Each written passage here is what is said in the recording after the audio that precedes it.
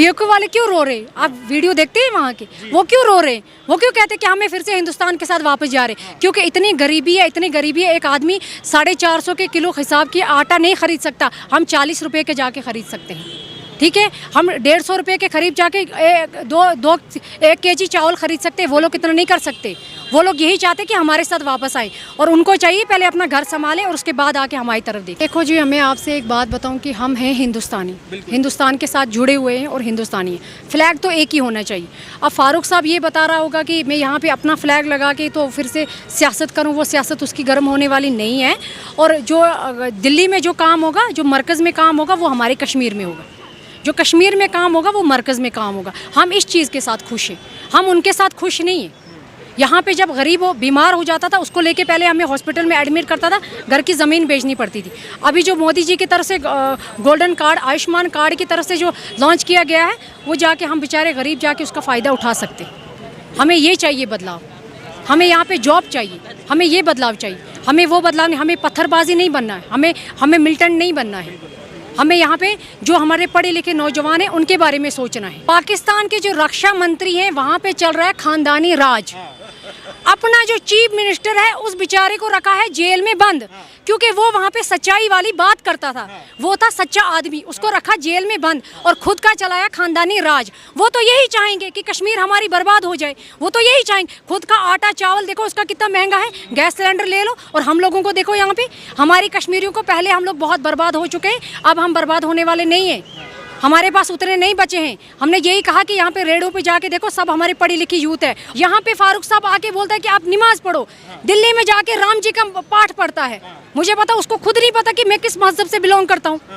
उसको जब वो खुद कंफ्यूज है, वो आदमी खुद कंफ्यूज है। जो आदमी खुद कंफ्यूज है उसको खुद पता नहीं, वो क्या हमें बोलेगा? वो क्या पे हमें सिखाएगा कि बच्चों आप नमाज पढ़ो? क्या बच्चों को नहीं पता है? नंगा डांस करता है वो वहाँ के जाके, तमाशाई बना हुआ है वो, उसका तमाशाई तो सबको पता है ना। उसको फारूक साहब को जाना चाहिए, कोठे पे जाके नाचना चाहिए। अच्छा। ना कि हमारे बीच में आना चाहिए, ना कि हमारे बीच में टोपी फैलानी चाहिए। ये मियां टूट या थयू इज्जत, हमने बहुत इज्जत रखी, हमने बहुत इज्जत रखी। अब हम समझ गए हैं। हमारे जो बूढ़े बुजुर्ग थे, उन लोगों को आके घर में टोपी पहना के, तो भाई साहब आप मुझे वोट डालें। अब वो यूथ नहीं रही है, अब हम पढ़े लिखे नौजवान हैं, हमें सही और गलत का फर्क पता है, वो हम जानते हैं। इस बार हमने ये भी देखा है कि जो विधानसभा के चुनाव हो रहे हैं, पहले चरण के मतदान संपन्न हो चुके हैं। एक तो 90 निर्दलीय उम्मीदवार इस बार पार्टिसिपेट किए हैं, और पहले चरण में ही कुल 219 उम्मीदवार, यानी कि एक बड़ी उपलब्धि है जम्मू कश्मीर की जमहूरियत के लिए कि इतनी संख्या में यहाँ पर उम्मीदवार जो हैं भाग भी ले रहे हैं, लोग जो हैं काफ़ी यहाँ पर वोटिंग भी कर रहे हैं। इसी बीच में हमने देखा कि पाकिस्तान के रक्षा मंत्री का एक बयान आता है। वो कहते हैं कि हमें एनसी और कांग्रेस के गठबंधन पर पूरा भरोसा है, और हमारा ऐसे समर्थन भी है, क्योंकि कश्मीर को अगर कश्मीरियत को लौटा सकता है तो वो एनसी और कांग्रेस पार्टी है। 370 ये दोनों ही वापस से लागू करेंगे, और पाकिस्तान का इसमें पूरा समर्थन है, उनके रक्षा मंत्री का पूरा समर्थन है। क्या कहना चाहेंगे आप? बिल्कुल, फारूक पाकिस्तान के जो रक्षा मंत्री हैं, वहाँ पे चल रहा है खानदानी राज। अपना जो चीफ मिनिस्टर है, उस बेचारे को रखा है जेल में बंद, क्योंकि वो वहाँ पे सच्चाई वाली बात करता था, वो था सच्चा आदमी। उसको रखा जेल में बंद और खुद का चलाया खानदानी राज। वो तो यही चाहेंगे कि कश्मीर हमारी बर्बाद हो जाए, वो तो यही चाहेंगे। खुद का आटा चावल देखो उसका कितना महंगा है, गैस सिलेंडर ले लो, और हम लोगों को देखो यहाँ पे, हमारी कश्मीरियों को पहले हम लोग बहुत बर्बाद हो चुके हैं, अब हम बर्बाद होने वाले नहीं हैं। हमारे पास उतने नहीं बचे हैं। हमने यही कहा कि यहाँ पे रेडों पे जाके देखो, सब हमारी पढ़ी लिखी यूथ है, ऑटो चला रहे हैं इस समय हमारे जवान। तो उनको क्या पता है पाकिस्तान को? वो वहाँ पे बाहर से लाता है, नवाज शरीफ वहाँ लाके खर्चा करता है। खुद का चीफ मिनिस्टर बेचारे को कॉलर से घसीट के लेके जेलों में बंद रखते हैं।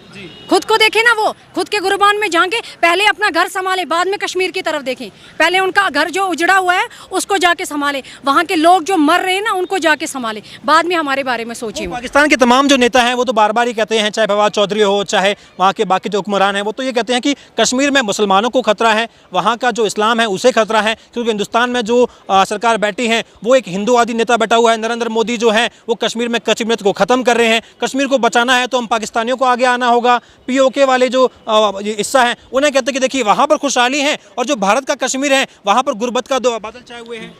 पीओके वाले क्यों रो रहे? पीओके वाले क्यों रो रहे? आप वीडियो देखते हैं वहाँ के, वो क्यों रो रहे?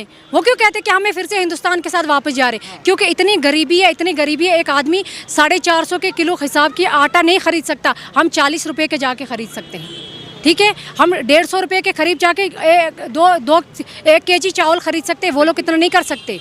वो लोग यही चाहते कि हमारे साथ वापस आए, और उनको चाहिए पहले अपना घर संभालें और उसके बाद आके हमारी तरफ देखें। जी, तो ये आपको लग रहा है, क्योंकि देखिए अभी हाल ही में एक तो ये जो समर्थन मिला है कांग्रेस पार्टी को पाकिस्तान के तमाम नेताओं के द्वारा, और जो एनसी को समर्थन मिला है, इससे पहले जो आपने ये जिक्र किया कि यहाँ पर जो है ड्रग्स वगैरह काफ़ी जो है यहाँ पर डिस्ट्रीब्यूट होता है, आपको लगता है कि लोकल पार्टियों का इन्वॉल्वमेंट है इनके साथ में, तभी पाकिस्तान से तभी ये संभव हो पाता है कि बॉर्डर पार से ड्रग्स आता है। इस बार फारूक अब्दुल्ला कह रहे हैं कि पाकिस्तान से ट्रेड व्यापार करिए।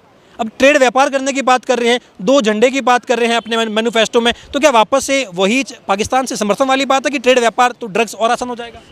उनके लिए ड्रग्स आसान हो जाएगा। अगर वो ट्रेड व्यापार करना चाहते इससे पहले कर चुके होते।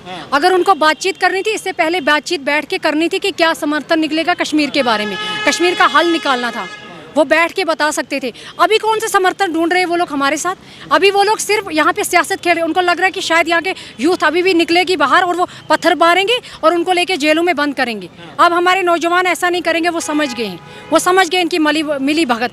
फारूक का बेटा क्यों नहीं आया? उसने क्यों नहीं आके पत्थरबाज, क्यों नहीं पत्थर में आके उसको भी बेटे को निकालना था बाहर कि जाओ आप ही जाके स्टोन पेल्टिंग में हिस्सा लो, क्योंकि हमें आज़ादी चाहिए। वो भी तो कश्मीरी था, वो भी तो कश्मीरी था, हमारे कश्मीर का रहने वाला था, बाहर से तो नहीं आया था ना यहाँ पे। उसको भी अपने आलो अयाल को बाहर निकलना था कि भाई साहब चलो हम भी आज़ादी में लेके शहूलियत करते हैं, हमें भी मिल जाएगी आज़ादी। ये सिर्फ बच्चों के ब्रेन वॉश करते हैं, हम लोगों के ब्रेन वॉश करते हैं, और हम लोग अब इनकी साजिश में नहीं आने वाले। हमें सब सही और गलत का पता है। ये 2 झंडे की जो मांग है, आज भी हम देखते हैं कि जो पुरानी मानसिकता वाले जो लोग हैं, खास तौर पे जो बुजुर्ग लोग हैं, जो काफ़ी एनसी के कट्टर हो चुके हैं, काफ़ी समर्थक हैं, वो आज भी 2 झंडे की बात करते हैं, कश्मीर के अलग झंडे की बात करते हैं। लेकिन यहाँ का जो यूथ है, आप लोग जो हैं, वो क्या सोचते हैं? वो तो केवल एक तिरंगे की बात करते हैं, एक राष्ट्र एक विधान की बात करते हैं। देखो जी, मैं आपसे एक बात बताऊं कि हम हैं हिंदुस्तानी, हिंदुस्तान के साथ जुड़े हुए हैं और हिंदुस्तानी हैं। फ्लैग तो एक ही होना चाहिए। अब फारूक साहब ये बता रहा होगा कि मैं यहाँ पे अपना फ्लैग लगा के तो फिर से सियासत करूँ, वो सियासत उसकी गर्म होने वाली नहीं है। और जो दिल्ली में जो काम होगा, जो मरकज़ में काम होगा, वो हमारे कश्मीर में होगा। जो कश्मीर में काम होगा वो मरकज़ में काम होगा। हम इस चीज़ के साथ खुश हैं, हम उनके साथ खुश नहीं हैं। यहाँ पे जब गरीब बीमार हो जाता था, उसको लेके पहले हमें हॉस्पिटल में एडमिट करता था, घर की ज़मीन बेचनी पड़ती थी।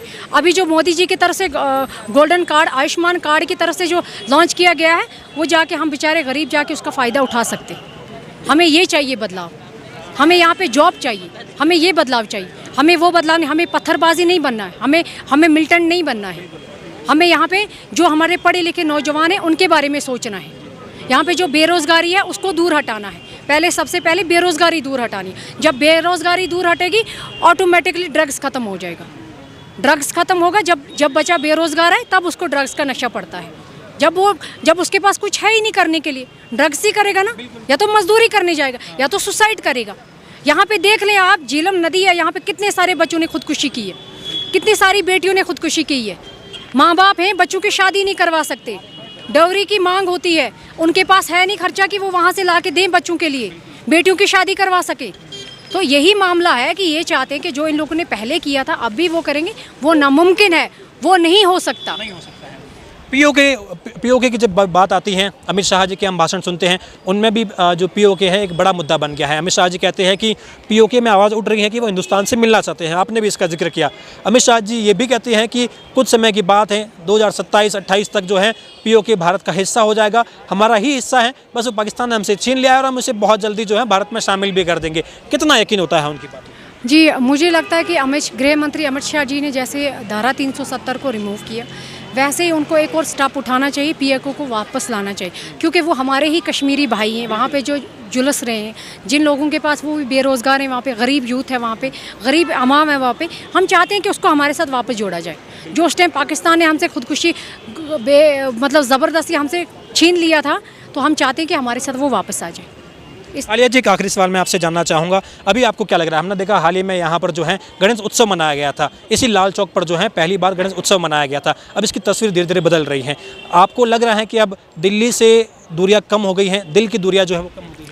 देखो जी, हमारे इस्लाम में भी ये फरमाया है कि हम किसी के मज़हब के साथ छेड़छाड़ ना करें।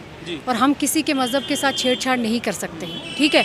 और इसलिए ये बहुत अच्छी बात है कि यहाँ पे जो दूसरा मज़हब है, यहाँ पे मुस्लिम मेजॉरिटी ज़्यादा है और यहाँ पे मुस्लिम मेजॉरिटी ज़्यादा है और हम चाहते हैं कि यहाँ पे हर एक मज़हब की रिस्पेक्ट हो जाए। हर एक मज़हब, अच्छी बात है कि यहाँ पे जो गणेश उत्सव मनाया गया, अच्छी बात है। हम हर एक के मज़हब की रिस्पेक्ट करते हैं, दिल से उनकी रिस्पेक्ट करते हैं और वो भी हमारे रिलीजन की रिस्पेक्ट करते हैं, हम भी उनके रिलीजन की रिस्पेक्ट। अभी आपको लग रहा है कि कश्मीर के युवा जो है इंडिया को रिप्रेजेंट कर पा रहे हैं, भारत के अलग अलग राज्यों में जा रहे हैं, देश के अलग अलग कोनों में जा रहे हैं और यहाँ की जो संस्कृति है, यहाँ का डांस हो गया, यहाँ का कल्चर हो गया, यहाँ का खान पान हो गया, कहवा की बातें हो गई, तमाम चीज़ें इन्हें अब जो है वर्ल्ड लेवल पर रिप्रेजेंट कर पा रहे हैं। वो पहले मुमकिन नहीं था क्योंकि पहले ना तालीम हासिल कर पा रहे थे, कैलेंडर का दौर था जो है कहीं ना कहीं लिमिट में रह रहे थे, अब वो चीज़ें खत्म हो गई। बिल्कुल वो चीज़ें ख़त्म हो गई। हम इस पे बहुत शुक्रगुजार हैं श्री नरेंद्र मोदी जी का, जिन्होंने इतना बड़ा स्टेप उठाया और हम लोगों को एकदम फ्रीडम दी, हम लोगों को ज़िंदगी जीने का तरीका बताया कि ज़िंदगी जी कैसी जाती है। हमारे माँ बाप है, जब हम रात को उनके साथ बैठते हैं और वो रोने लग जाते हैं। मैं अपने फादर साहब की बात करूं, जब भी कभी मैं उनसे उनकी ज़िंदगी के बारे में पूछती हूं तो वो रोने लग जाते हैं। वो कहते हैं कि बेटा आज जो आप जी रहे हो ना, आप किस्मत वाले हो। अच्छा। तो हमारे दौर में हमसे पूछें कि बाहर निकलते थे, एक तरफ से हमें आर्मी उठा ले जाती थी और दूसरी तरफ से हमें मिलिटेंट उठा ले जाता था। हम यहाँ से भी मरे हुए थे, हम वहाँ से भी मरे हुए थे। तो आज जो आप लोग के जो आप लोग फ्रीडम, क्योंकि देखो यहाँ पे मिलिटेंसी इतनी ज़्यादा थी तो ऑब्वियसली यहाँ पे हालात ख़राब थे, तो किसी भी इनोसेंट को उठा के बाहर अंदर लेके जेल में बंद किया जाता था। इसलिए वो कहते हैं कि हमारी हम जो अभी जनरेशन है, हमें लगा कि ज़िंदगी जीने का तरीका कहाँ है। हम यहाँ से कहीं भी आ जा सकते हैं, हमें पता है कि फ्रीडम क्या है। यहाँ के लोगों को नहीं पता था कि फ्रीडम क्या है। यहाँ के बच्चों को सिर्फ इन लोगों ने पत्थर दे दिया कि आप स्टोन पेल्टिंग करो। बीइंग अ वुमेन, आपने अपनी जो आपकी जो माता जी हैं उनका दौर भी आपने सुना होगा, उनकी मुँह ज़बानी वो कभी कभी आपसे बातचीत करती होगी कि किस प्रकार का दौर था, और आज जो बीइंग अ वुमेन आपका एक दौर आ रहा है कि आप जिस माहौल में हैं, कितना बदलाव है, कितना डिफरेंस है? हम बता रहे हैं कि हम तो फ्रीडम में हैं, हम फ्रीडम में हैं, जो हमारे महिला के तौर पे फ्रीडम। अभी देखो मैं लाल चौक में यहाँ पे कितने लोग हैं, इनके सामने बोल पा रही हूँ, अपनी बात रख पा रही हूँ। मुझे डर नहीं है, मुझे डर है एक अल्लाह पाक, एक खुदा की ज़ात का। जान लेने वाला वही है, किसी इंसान के हाथ में है नहीं। क्योंकि मेरे माता जी का जो दौर था, वो बता रहे हैं कि हम लोग बहुत डरे हुए थे, सहमे हुए थे, क्योंकि उन लोगों को डराया जाता था हर एक तरीके से, चाहे फैमिली प्रेशर था या बाहर का प्रेशर था, तो डराया जाता था। यहाँ से भी आते थे कि नहीं आपका बच्चा इस तरीके से बाहर नहीं निकलेगा, इस तरीके से नहीं चलेगा, तो इसलिए उनको डर था कहीं ना कहीं। आलिया जी, हम देख रहे हैं कि इस बार जो है विधानसभा चुनाव में पहाड़ियों का मुद्दा बड़ा जो है वो भी उठा हुआ है। प्रधानमंत्री मोदी ने कहा कि एसटी जो मिला है बकरवाल समाज को, गुर्जर समाज को, ये एक बहुत बड़ा बदलाव है, उन्हें अपना हकूक मिला है, हक मिला है, जिससे वो वंचित रखे गए थे, क्योंकि 370 से पहले उन्हें कहीं ना कहीं इससे जो है महरूम रखा गया था। आपको लगा है कि अब जो है पहाड़ी समाज है, गुर्जर समाज, बकरवाल समाज, उन्हें उनका हकूक मिला हुआ? देखो जी, मैं खुद एसटी से बिलोंग करती हूँ और पहाड़ी लोगों को जो उनका हक दिया गया, हम उसका बहुत वेलकम करते हैं, क्योंकि वो न कहीं स्ट्रगल कर रहे थे, वो भी हमारी तरह ही, उनका भी उठना बैठना हमारी तरह ही है। तो इसलिए हम अमित शाह जी का या मोदी जी का शुक्रगुजार हैं कि पहाड़ियों को भी उनका हक दिया गया, क्योंकि जो पहाड़ी जो भी पिछले 70 सालों से लड़ रहे थे, क्योंकि उनकी भी एक मांग थी, हर एक पार्टी ने उनके साथ भी खेला गया, तो इसलिए हम ये चाहते हैं कि उनको जो उनका हक दिया गया, हम बहुत शुक्रगुजार हैं। एक आखिरी सवाल मेरा आपसे, ये जो हमने इससे भी पहले भी सुना है कि पहाड़ी लोग जो है ना तो पत्थरबाजी में शामिल हुए हैं, ना इस प्रकार के नारेबाजी में शामिल हुए हैं, आपको लगा कि इस चीज़ का कभी नुकसान हुआ आपको? हम लोगों को, इसलिए हमें इस चीज़ का नुकसान नहीं हुआ, हम इस चीज़ के शुक्रगुजार हैं। हम इस चीज़ के शुक्रगुजार हैं कि हमारे बच्चों ने कभी पत्थरबाजी नहीं की, हमारे बच्चों ने कभी अपने देश के अगेंस्ट कोई बात नहीं ऐसे की, किसी चीज़ में कंटेस्ट नहीं किया उन लोगों ने। हम इस चीज़ के बहुत शुक्रगुजार हैं।